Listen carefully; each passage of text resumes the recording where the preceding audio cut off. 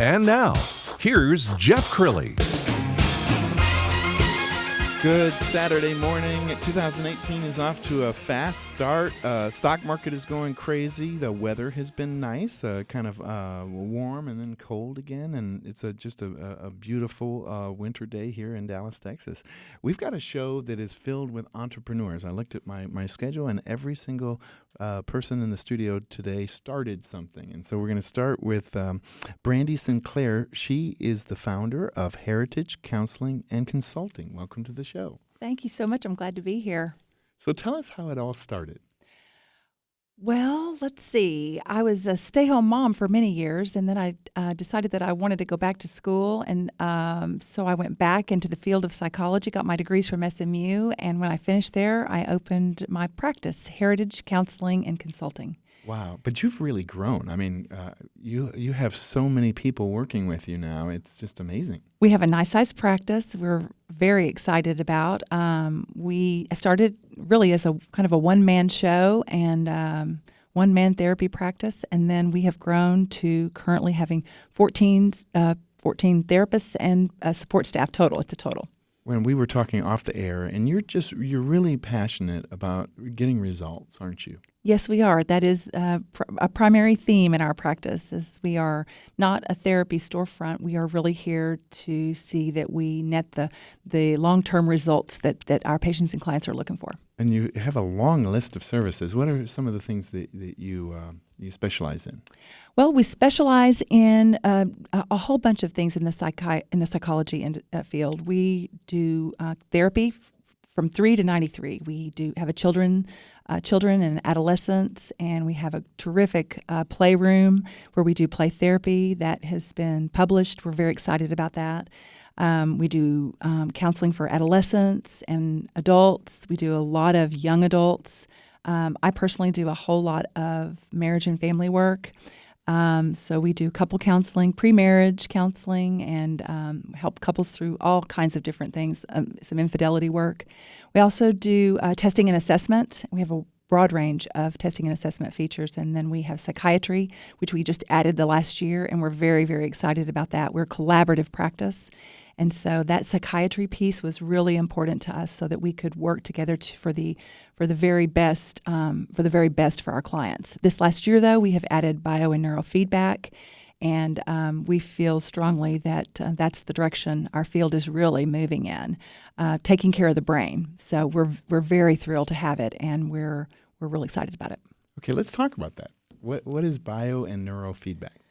Bio and neurofeedback. Biofeedback is looking at biofeedback is, and I'm a little nervous here. You're fine. Let me put my glasses on.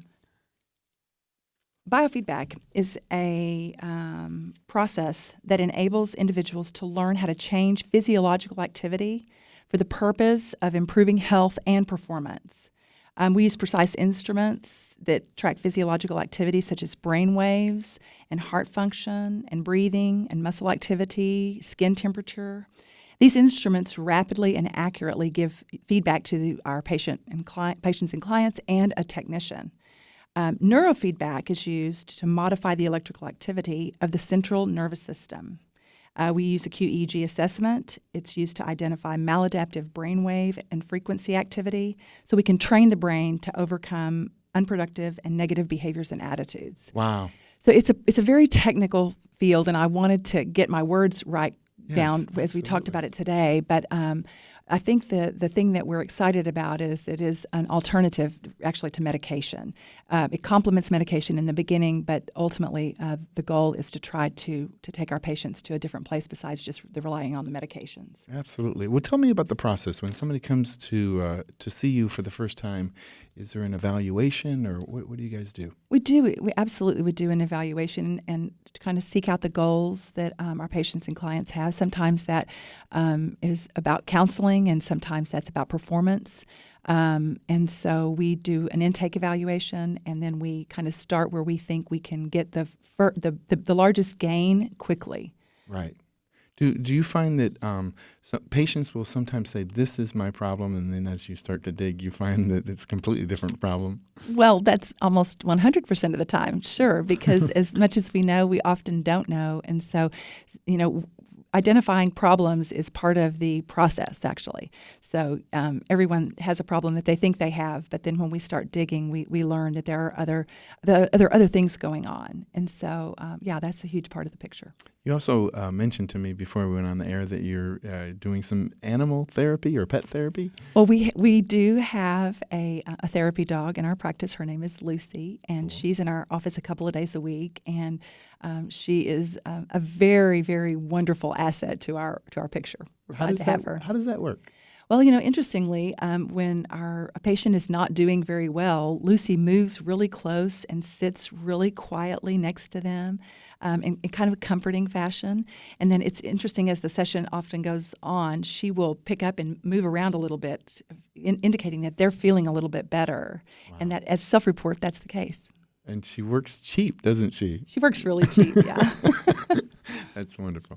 Okay, so you mentioned that you do a lot of therapy, art therapy, play therapy. What is play therapy? Play therapy, actually, we have certified play therapists on staff in our practice, and it is taking little ones as little as 3 years old and working out maladaptive behaviors. Sometimes there's family systems problems that are going on that are just creating lots of stress in the lives of little ones. And so we work with the child in the playroom, and then we also work with the parents. Wonderful. What's it like to have a breakthrough for you? I mean, do you want to just do a happy dance when you're working with someone and they finally get it? We do a lot of happy dancing. We do. We've got a really great team of professionals, and we work really hard to give really great care to our patients and clients. And so, when we do have breakthroughs, we celebrate as a team, and that's a really exciting feature of our practice, is that we have a great collaboration system. Let's talk about marriage counseling and family counseling, because somebody told me once that we're living in a selfie generation where we're all kind of self-absorbed and it's all about me. But in order to have a strong marriage, you can't be self-centered, can you? No, you can't be self-centered. You have to be couple-focused. And I think truly, if more couples knew what to do in the world of marriage, I think we'd have a whole lot fewer divorces. It's less about people not really wanting to do what's necessary to create great marriages. It's really more about not knowing exactly what to do. That selfish feature is pretty prevalent, but when relationships are going south, that selfish feature is also self-preservation.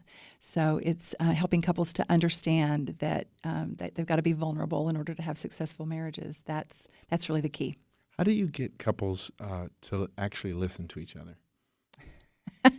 Well, I let them talk a lot in the beginning and say whatever they want, and then ultimately, when they've kind of run out of the words that are on their heart, that are giving them the greatest level of grief, then they get to a place where they can listen. Yeah, but sometimes husbands and wives will hear, but they won't listen.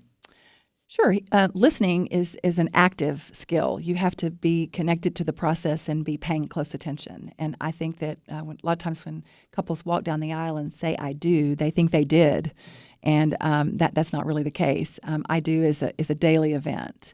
And so that listening thing means waking up and being connected to your spouse really every day. Wow.